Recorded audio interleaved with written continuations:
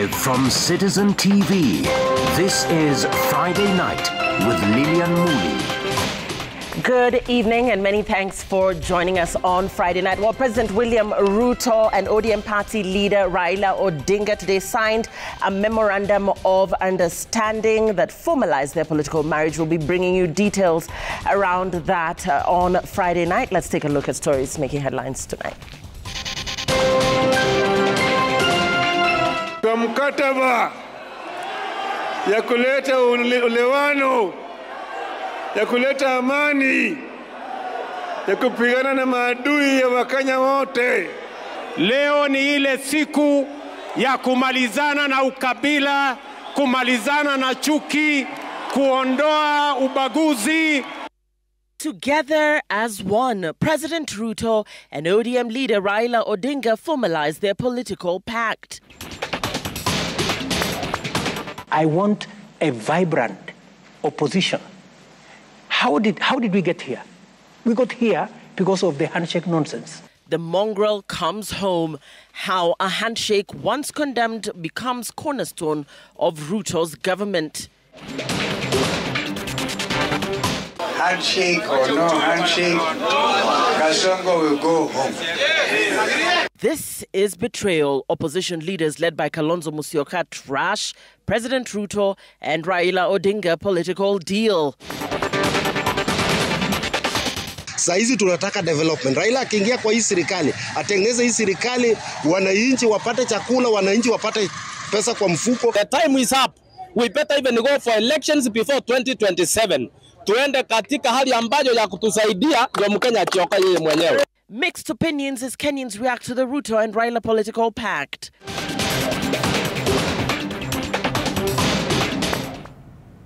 Thank you for joining us. Our sign language interpreter is Njoki Shege, and Friday night starts now. President William Ruto and ODM party leader Raila Odinga today signed a memorandum of understanding that formalized their political marriage, putting to an end a 9-month period of what was an ambiguous relationship. The two politicians said their new working arrangement, which they dubbed a working framework, would help heal differences in the country. Melita Olatenges reports that the new era of political cooperation could shape the country's political future. After a gestation period of just about 9 months of informal collaboration, the ODM-UDA courtship has yielded a bouncing baby in the form of a political pact. A memorandum of understanding crafted by the leadership of both parties, the binding document in what has been described as a working framework and not a coalition. Friday, the two parties, led by senior officials, pledged to set aside past rivalries and work together to achieve a new shared vision. Kwa mkataba ya kuleta ulewano, ya kuleta amani, ya kupigana na maadui ya Wakenya wote.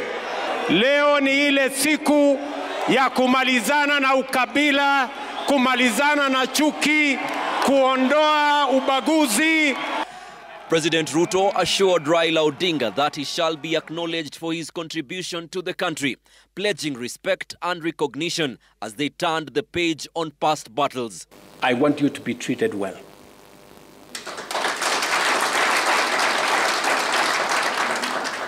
And I will do whatever it takes to make sure that you have respect in Kenya.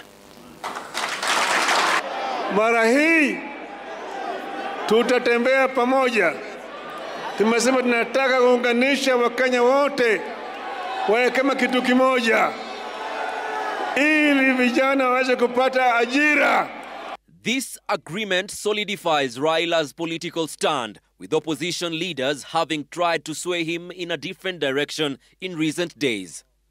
Those who have spent time, years, decades investing in division, investing in negative ethnicity, investing in parochial and petty dreams, their journey has come to an end. ODM leaders who once opposed the government partnership, such as Party Secretary General Edwin Sifuna, are now seemingly aligning to Raila Odinga's position. Nobody can fault unity. Nobody can fault equity. Nobody can fault not leaving anyone behind. we are reminded yet again that the nation will always remain bigger than our individual and party interests. However, notable absentees included National Assembly Speaker Moses Wetangula, who was attending former IEBC Chairman Wafula Chebukati's memorial service in Kiminini, and Prime Cabinet Secretary Musalia Mudavadi, who reportedly attended an early morning parliamentary group meeting at State House and represented the president in two events in Bomet and Kakamega later in the day. To Raila Odinga's supporters, this is yet another masterstroke by the political supremo, and perhaps the foundation of a pedestal that will see ODM capture power in coalition with UDA under one condition, that the signed charter today is a success in the days to come. Melita Oletenges, Citizen TV, Nairobi. The memorandum of understanding between President William Ruto's UDA party and ODM leader Raila Odinga's ODM party could pave the way for the return of the Prime Minister's position. At the heart of the deal is the full implementation of the National Dialogue NADCO report, which proposes the creation of the powerful office. As Emmanuel Tor reports, the 10-point agreement is set to shake up the cabinet, with more Odinga allies expected to join the executive ranks, while several principal secretaries face the axe to make room for ODM loyalists.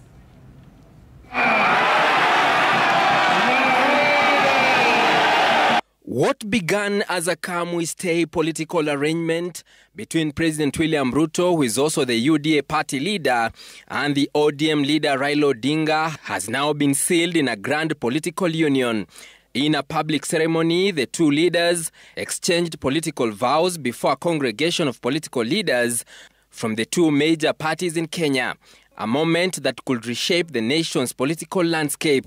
Among the key highlights of the 10-point, 8-page document is the full implementation of the National Dialogue Committee NADCO report. Notably, it proposes the creation of a Prime Minister's office tasked with supporting the President and Deputy President in executing their duties, a move that could redefine Kenya's governance structure.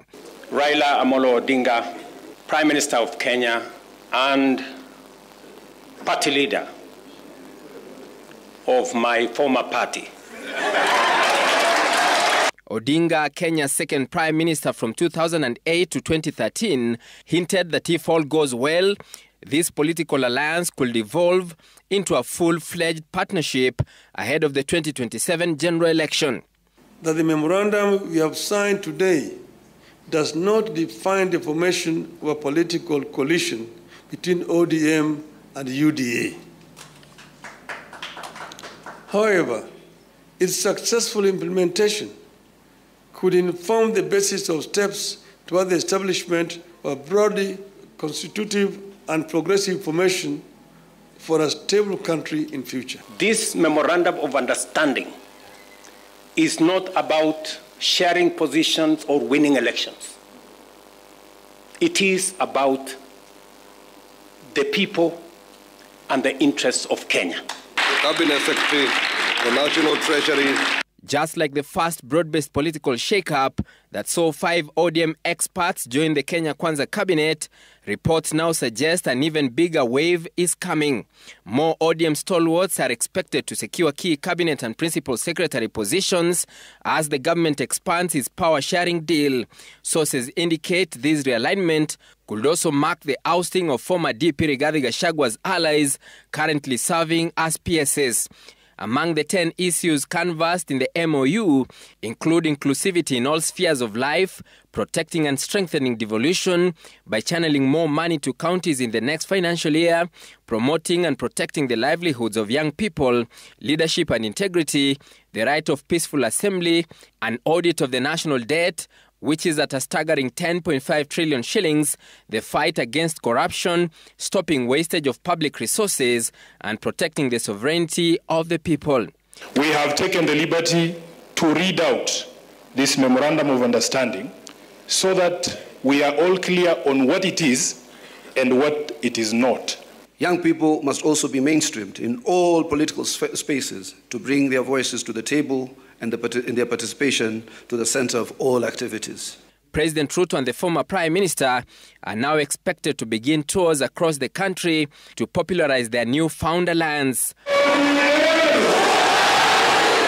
It is a deal which will draw the line in the sand between the opposition brigade and the broad-based brothers, even as President William Ruto reaches out to the ODM leader Raila Odinga in a closing of ranks which will have far-reaching political consequences, including defining the 2027 polls.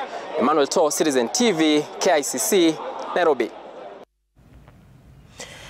Opposition leaders Kalonzo Musyoka and Eugene Wamalwa have slammed the cooperation agreement between their former ally Raila Odinga's ODM and President William Ruto's UDA, calling it a betrayal of the Kenyan people, especially those who lost their lives protesting the finance bills of 2023 and 2024.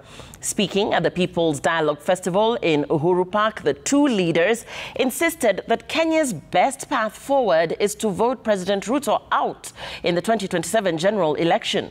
Olive Barrows reports on their reaction to today's political shakeup.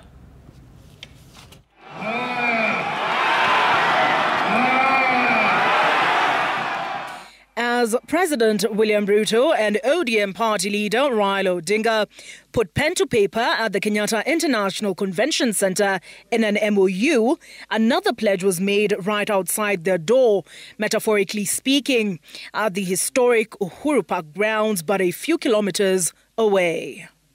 They probably thought that only certain people can lead demonstrations. They also thought that only certain people can lead the opposition. We wanted to know the opposition from today against Kenya Kwanza administration and their stealing lot will face serious opposition from the people. Kalonzo Musyoka coining the term People's Loyal Coalition as he and DAPK leader Eugene Wamalwa took aim at their former ally Raila Odinga, accusing him of political betrayal. We have chosen deliberately and with clear minds where we stand from today. Those who have left the opposition to join Zakayo's government, history is a harsh judge, and may history judge them. Kalonzo, clad in the resistance garb he had donned together with Raila Odinga while protesting the finance bill of 2023, accused Raila of betraying those who gave their lives to the cause for personal benefit, as did Wamalwa. If you ever read Imbuga's book, Betrayal in the City, this is such a day today. We are old enough to know temporary comfort will take you nowhere. What we want is comfort for all Kenyans. Odinga's pact with President Ruto has officially buried the Azimio la Umoja One Kenya coalition, paving the way for new political realignments. Although they have changed the character of Uhuru Park, they cannot change the history of Uhuru Park. This is a place where Kenyans choose to liberate themselves. Hapa tumekuwa na hayati Jaramogi Oginga Odinga. Uwanja huu tumekuwa na Jomo Kenyatta. Uwanja huu tumekuwa na marehemu Martin Shikuku. Uwanja huu tumekuwa na Wamalwa kijana. Uwanja huu tumekuwa na vigogo wa historia yetu ya Kenya. Speaking at the People's Dialogue Festival in Uhuru Park, the leaders viewed Friday's political shakeup not as the end, but as a chance to forge a new and stronger political path. Round hii is not going to be election as usual. Round hii ni wa Kenya kujikomboa. We want to challenge the panel as I look at who is going to be the next chair of IBC.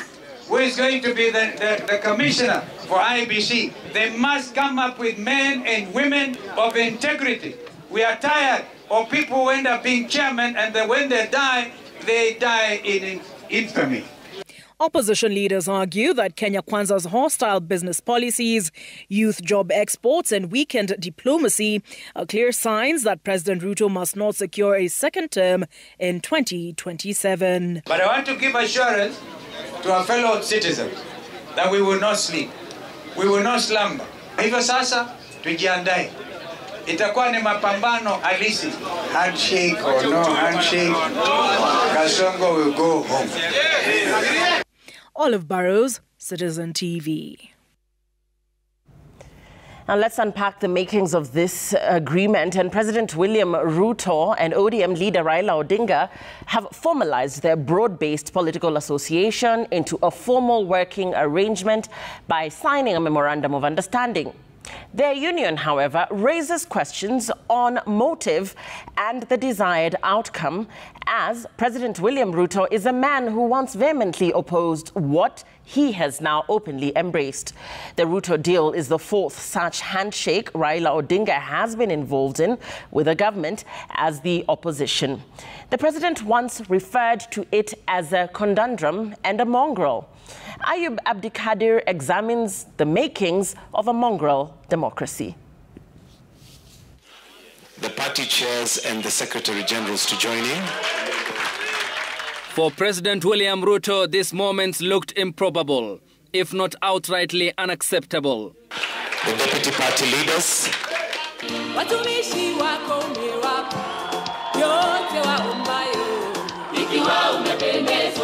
Dr. Ruto, a presidential candidate in 2022, led a crusade against the Uhuru-Raila handshake, taking his utter dissatisfaction to Chatham House in the UK, promising a stoppage to what he termed as handshake politics that led to the birth of a mongrel. The result which you see today in Kenya, there is no government and there is no opposition. Today in Kenya, you have a mongrel of a governance system. You don't know whether it is the government that is in the opposition or the opposition is the one that is in government. It is a stance he maintained when he ascended to the presidency. And 4 months after taking his oath of office, he linked all governance ills to the Kenyatta-Odinga handshake. That's why I want a vibrant opposition. How did we get here? We got here because of the handshake nonsense. We got here because you get the opposition, which is supposed to hold the government to account, into some illegal, cohabitation, or whatever it was called, in the name of unity. What unity? Who says by having an opposition, we're not united? Abroad, President William Ruto's script sounded similar, rolling out an engagement with Odinga and the ODM party, who led countrywide demonstrations over the rising cost of living. The handshake that brings the opposition and government into some conundrum and a mongrel and an outfit that is undemocratic, unconstitutional, and illegal. Raila Odinga, a veteran of handshakes, familiar with the formula, is starting after the second multi-party election with President Daniel Toroitich Arap Moi, his National Development Party merging with KANU, Odinga a beneficiary, becoming the Secretary General of the new KANU. The 2007 general election and the ugly aftermath which engulfed the country offered Odinga another political lifeline, becoming a prime minister in a power-sharing deal with President Mwai Kibaki, midwifed by the late UN Secretary General Kofi Annan, who headed the panel of eminent persons, alongside former Tanzanian President Benjamin Mkapa and former South African First Lady. Mimi, Mwai Kibaki, naapa kwamba. The contested election outcome setting the stage for a new arrangement with the late former President Mwai Kibaki. Then came the Harambee House moment and another handshake, this time with Uhuru Kenyatta. By all measure unexpected, the two embarking on a political journey into 2022. Odinga, then Kenyatta's candidate, losing out to Ruto, a Kenyatta 4. Just as the culture of the handshake political seemed to be on the wane, these photos from the Kisozi farm of Ugandan President Yoweri Kaguta Museveni signaled another moment for Odinga, and this time with Ruto. The two naming members to the National Dialogue Committee, NADCO, which concluded its assignment at the Bomas of Kenya and recommended constitutional solutions than economic answers, failing to prescribe answers to the cost of living crisis and the demonstrations which gripped the country as a result. The president, in person leading Odinga's African Union bid, sanctioning government support for the former prime minister in a campaign that ended with a fall to Djibouti's Mahmoud Ali Yusuf. And so 2 days before the 7th anniversary of the March 9th, 2018 anniversary of the Uhuru Raila handshake, these once sworn political enemies appended their signatures. They qualified their union as an antidote to Kenya's socio-economic and political challenges. Odinga, the constant factor in the equation, and President William Ruto, like his predecessors, the variable. Questions, however, abound on how this will extricate the country from the outlined challenges when similar political marriages haven't in the past. Ayub Abdikadir, Citizen TV. The ODM-UDA pact signed earlier today has sparked mixed reactions nationwide. Supporters applaud the unity between the two leaders, seeing it as a step forward, while critics feel betrayed by the agreement. Here's what Kenyans from across the country had to say. Raila na Ruto washikane pamoja, watembe wakienda Amerika pamoja, ndio watengeneze hii maneno ya dawa ya HIV na hii dawa ya nini na hii dawa ya malaria zirudi, wasaidie watu wa Afrika. Kuanzia kitambo tulikuwa tunaruza mawe mpaka wakatupatia jina ati Wajaluo na kasi yao ni kuruza mawe. Tumeacha kuruza mawe. Sasa hizi tunataka development. Raila akiingia kwa hii serikali, atengeneze hii serikali, wananchi wapate chakula, wananchi wapate pesa kwa mfuko, watoto waende shule. What this does is to create an enabling environment for every sector where economy to thrive. Tumekukaribisha hapa Homa Bay na president kujeni haraka, na tumekaribisha hawa president William Samoei Ruto aingie Homa Bay na akae kabisa. The issues that we have right now is not the issues for the parties, it is the issues for the common wananchi. And these leaders have never been focusing on the real issues of wananchi. Ninaonelea kwamba hapa mbele Kenya tutakoza kuwa na opposition. Kama wameungana na watendee wananchi kazi, hiyo ni sawa. Lakini kama wanaungana na walete hizi shida, hiyo ndio mbaya. Miungano yote inayoungana iwe ni maslahi ya Wakenya. Tuangalie ikiwa uchumi uko juu, tuangalie itashuka. Kama haitoshuka, iwe ni muungano kwa sababu ya maslahi ya wenyewe kibinafsi. Wakenya wamelimika. Hii mpango ilikuwa imepagwa. Sasa inarudi siasa ya zamani. Hii sasa hii walikuwa wamepanga watachikana hivyo. Kwa hivyo siasa itajipanga. Unajua siasa hakuna marafiki, hakuna adui wa kudumu. Ikifika hii miaka 3 ambayo imebaki, itajipanga, italeta kitu kingine. Hiyo ni kama drama tu. Lakini hii drama itaisha kwa sababu sisi tunangojea Rigathi. Na gari iko tayari. Sisi tunangojea tu Gachagua atuambie vile mahali tunaelekea. Kule alikuwa kwa EU, tuliona tu amemfuata, lakini alikuwa anamsindikiza aende. Alafu abaki akiwa peke yake. Tulikuwa tunaona hakuna mtu wa kumsumbua wakati huyo. Raila akuwe macho kabisa, kwa sababu hapo kuna kitu imefichwa katikati yake. Na huu mmoja ambao umekuja, ni vizuri sana tuseme pia usiguze naibu wa rais kwa njia yote yule. Sisi tunataka Profesa Kithure Kindiki aendelee kuwa naibu wa rais. If that's the way, hakuna hoja ya kuwa tunafanya election. Kama election tutakuwa tunapiga handshake, haina maana. Wacha by 2027 ikifikia, wacha viongozi waketi chini aseme huyu ndiye kwa pande hii, mwingine kwa pande hii, wapige handshake. Hakuna hata hoja ya IBC. Mimi nasikia peni kabisa. Wewe Raila vile unatuingiza ndani ya maji na wewe na Ruto, nyinyi enda kabisa muingie ndani ya maji. Kama ni kukufa, wote sisi tukufe kabisa. Ninataka kuuliza wa Kenya, the time is up. We better even go for elections before 2027. Tuende katika hali ambayo ya kutusaidia ndio Mkenya achoka yeye mwenyewe. Well, after the formalizing of the President William Ruto and ODM leader Raila Odinga deal, we are now going to be taking a look at leaders' reactions from across. This, of course, coming hot on the heels of this. A section of leaders have applauded the Ruto-Raila pact, hailing it as a significant step toward uniting Kenyans. Prime Cabinet Secretary Musalia Mudavadi, who attended a parliamentary group meeting before the signing ceremony and left for Bomet and Kakamega, expressed his full support for the ODM-UDA agreement, reminiscing about their past dalliance under the ODM party's then topmost organ, the Pentagon, ahead of the 2007 general election. Other leaders have also voiced their willingness to work within the new arrangement that will potentially drive national progress and stability. Ben Kirui with more.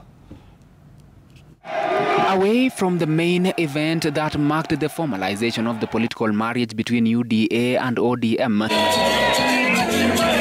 several leaders affirmed their unwavering support for the pact.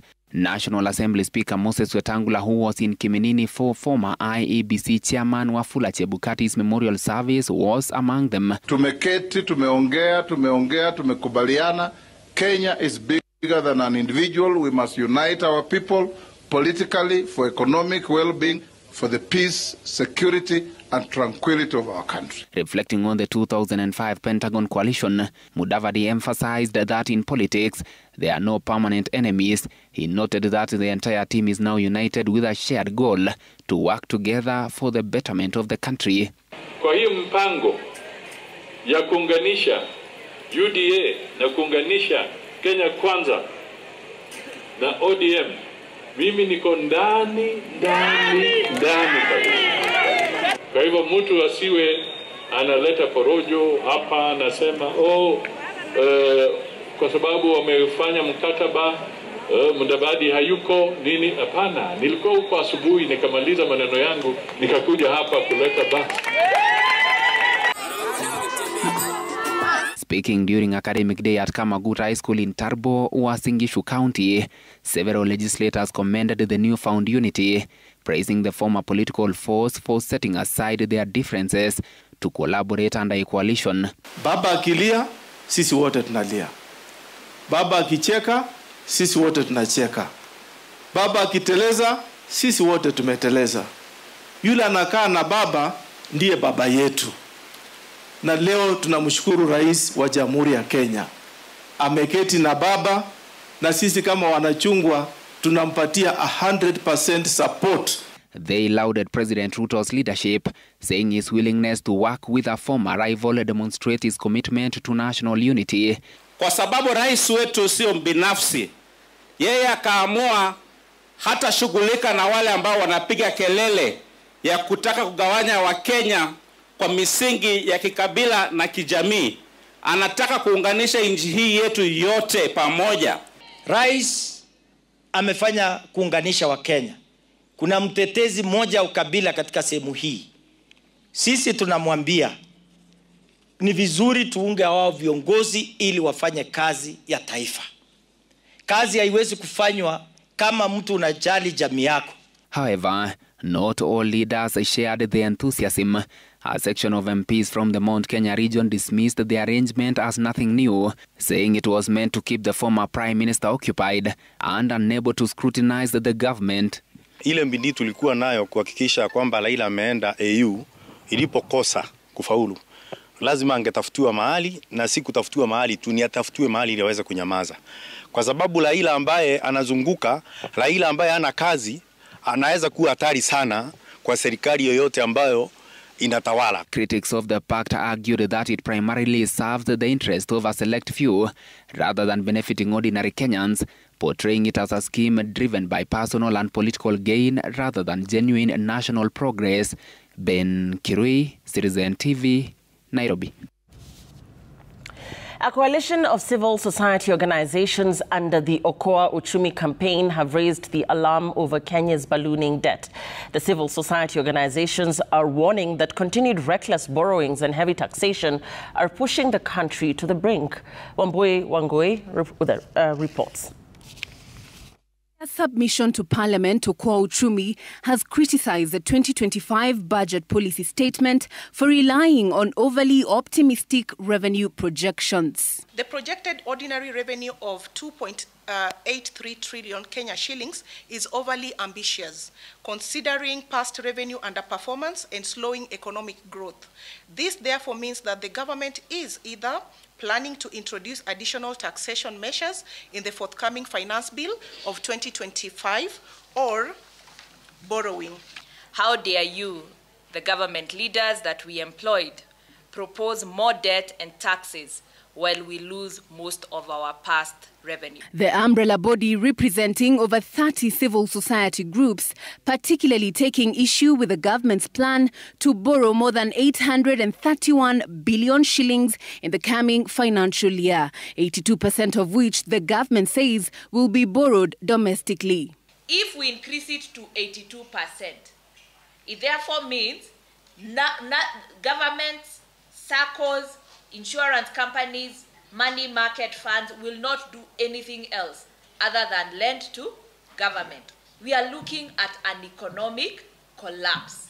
This is going to hurt our businesses, it is going to hurt our economy, it is going to see us have a hike in the interest rates, the cost of living will go high, food prices will go high. Okoa Ochumi is demanding accountability in the face of rapidly ballooning public debt, a widening fiscal deficit and recent revelations in the Auditor General's report of widespread misappropriation of public finances across government initiatives such as the Hustler Fund and the Social Health Authority, SHA. The business of Parliament is not to defend government, it's to defend we the taxpayers who are their ultimate employers. The Auditor General and the Controller of Budget must be afforded the full protection and resources necessary to execute their mandate without intimidation or prejudice. The civil society groups calling for fiscal discipline and transparency in the management of public finances and national debt. Wamboi Wangoi, Citizen TV. We're taking a very short break now. Thanks so much for staying with Friday Night. We'll be back with much more. Don't go away. Welcome back. Education matters now, and the Ministry of Education is fast-tracking plans for the transition of grade 9 learners to senior secondary school in January. Education CS Julius Migos announced that senior school categorization is complete, with transition guidelines to follow after a nationwide stakeholder engagement launched today. The ministry also plans to fund the construction of 1,600 laboratories starting in July, as Serfine Achieng Oma reports. Education stakeholders convened in Machakos County on Friday for the launch of the National County Dialogues on Education Reforms. CS Julius Ogamba Migos leading the talks to track the implementation of the competency-based education.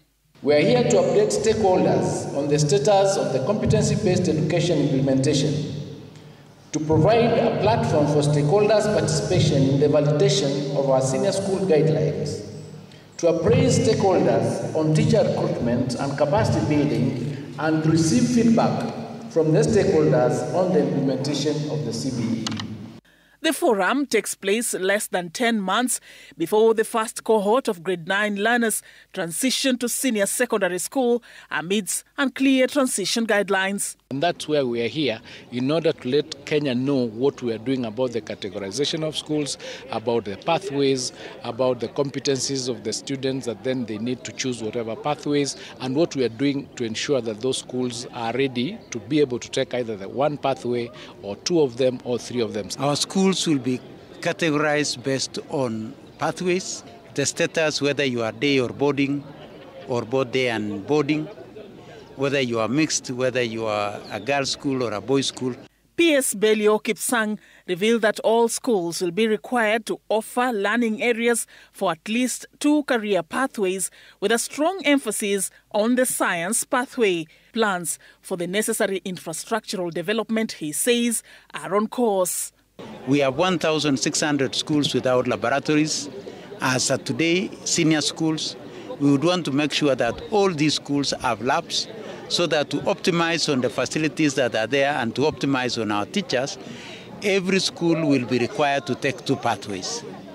And the science pathway will be taken by every school, and that's why we are putting up laboratories so that each school will be able to take at least 2 pathways. This assurance comes amid lingering concerns over the perennial challenge of delayed capitation disbursement to schools, a financial strain that has left parents shouldering an increasing burden to keep learning institutions running. There is a balance of 14 billion that is remaining to be released for term 1, which will make the 50% of the capitation for the whole year. And we are working with Treasury to release these funds, and they are putting resources together. And hopefully, we hope that by the end of next week, we should be having these funds in the school accounts.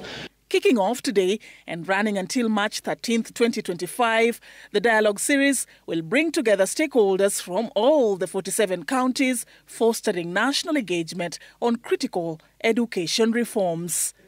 Safin Achieng Omar, Citizen TV. Supreme Court Judge Mohammed Ibrahim has called upon young lawyers to be firm and defend the rule of law.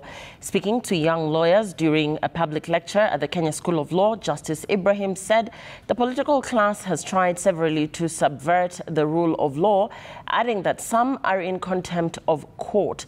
Justice Ibrahim used the 2/3 gender rule as an example of court rulings that have never been actualized, but urged the young lawyers to always stand with the law. The judge, who was part of the bench that delivered judgment on the 2022 presidential election dispute, defended the language used, which elicited lots of reaction from the public.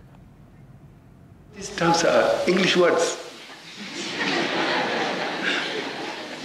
You know, you tell me what's the meaning of wild goose chase. It means you send us on you're misleading us in effect. Hot air means nothing. I mean, we could have used harsher words, I'm telling you. So, these English words, we didn't create these words. Check the dictionary. Kenyans are sensitive. But how come, when these words are used against, say, the judiciary in social media, you don't come to talk against it? We're being called names. I have not had the School of Law come to our defense. An autopsy on the body of 26-year-old Dennis Muthui, who was fatally shot by police during protests in Nairobi's Majengo slums, has confirmed he died from a gunshot wound. Government pathologist Dr. Johansen Odwor revealed that Muthui was shot at close range in the stomach with a small caliber weapon, contradicting initial police claims that he was stabbed. As Franklin Wala reports, Muthui's family is now demanding the immediate arrest and prosecution of the officer responsible. Tonight, the family of Dennis Muthui is engulfed in grief, shattered by the harsh reality of his tragic death. A somber mood hangs heavy as they console one another, moments after an autopsy confirmed their worst fears. Dennis was killed by a single gunshot wound to the stomach. Hii kifo ya Denu imeniumiza. Imeniumiza. Tumepata Denu alipigwa risasi. Na tunaomba haki, tupate haki ya mtoto wetu. Maana tumeumia. Mtoto mdogo anauliwa kama umbwa. Tunahitaji tushughulikiwe. Government pathologist Dr. Johansen Odwor revealed that Muthui was shot at close range with a small caliber firearm, likely a pistol. During the postmortem, gun pellets and plastic fragments were retrieved from his abdomen. Evidence now in the hands of IPOA investigators as they probe the killing. Postmortem imefanyika leo. Tumeona ilikuwa bunduki.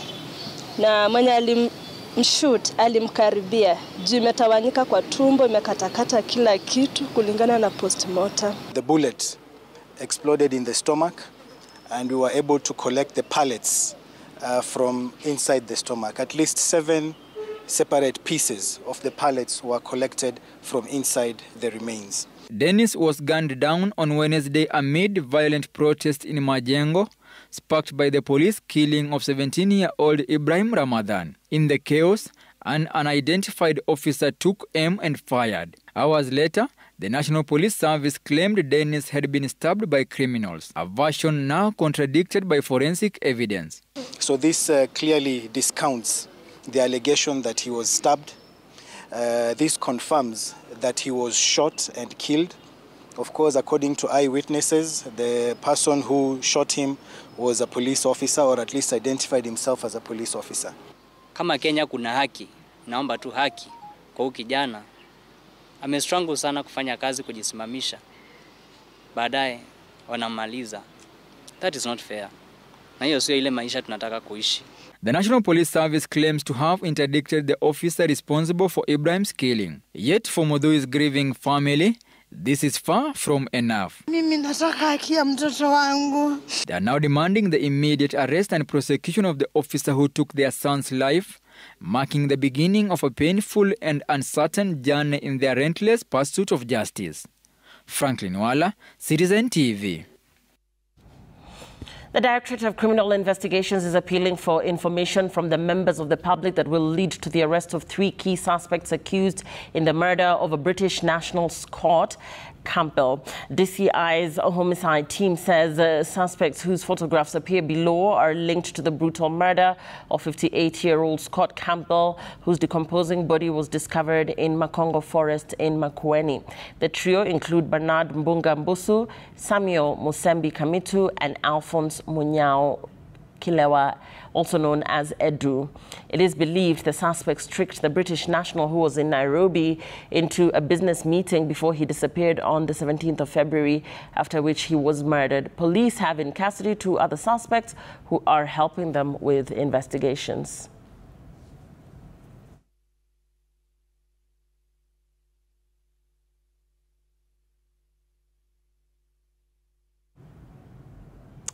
And some good news now. A painter, Elijah Akumu, who works in Lolgorion, Kilgoris, has won $500,000 from the Shabiki.com Aviator Players of Love campaign. The 45-year-old is the 5th and the last player of this particular campaign, which has been ongoing since the start of February to celebrate love.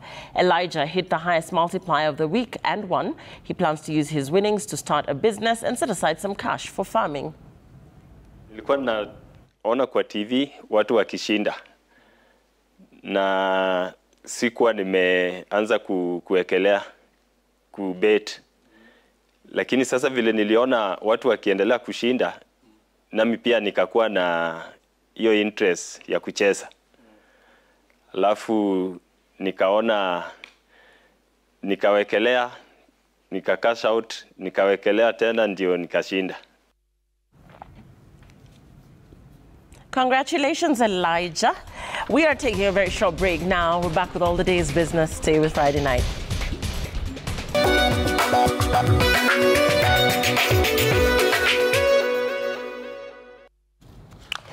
Let's talk business. Mobile money service provider M-Pesa has celebrated 18 years since its introduction as a mobile money payment solution in the Kenyan market.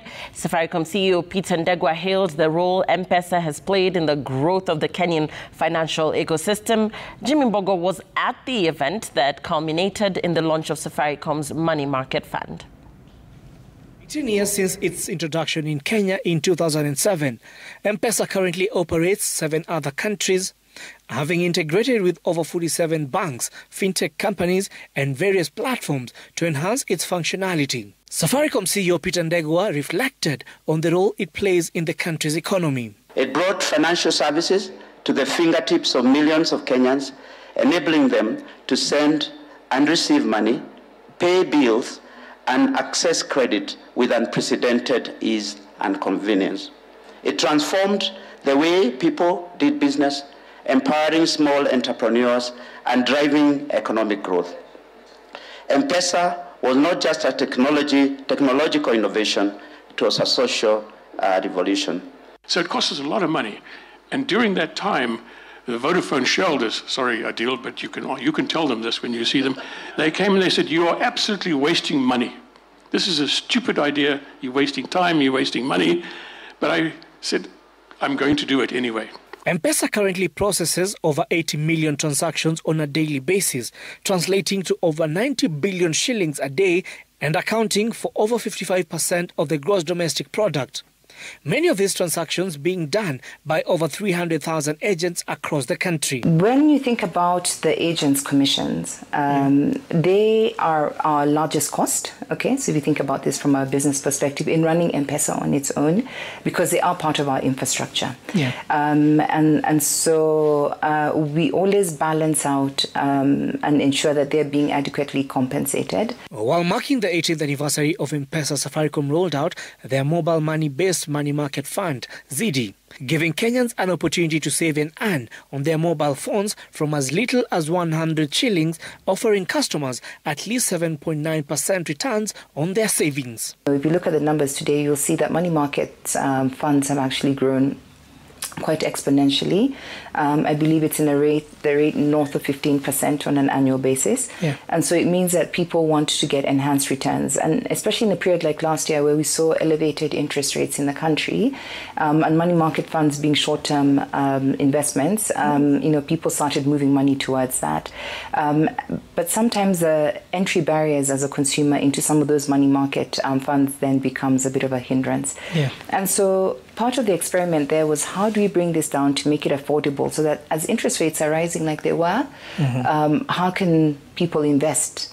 And as Safaricom marks 18 years of M-Pesa operations here in Kenya, they have committed to enhance investment in innovation, even as they target a bigger market across the continent of Africa. Jimmy Mbogo, Citizen TV, Nairobi.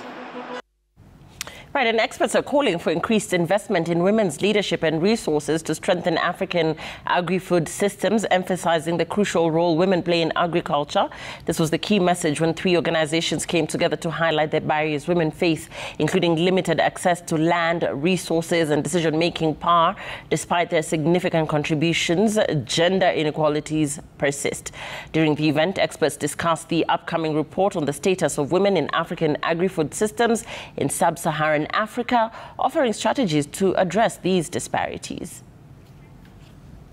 Because when a woman is able to sort out, maybe if I can mention even in the livestock sector. All stakeholders in agri-food systems need to prioritize a commitment to gender equality in their policies and in their strategies and in their programs.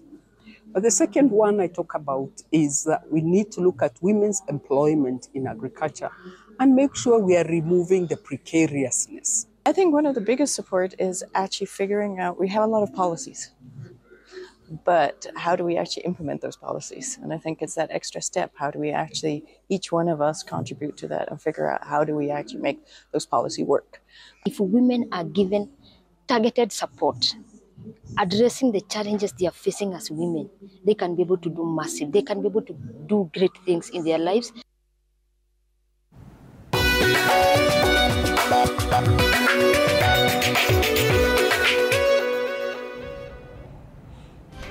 That's business. Let's take a break now. When we return, we'll be taking a look at the world of sports. Stay with us.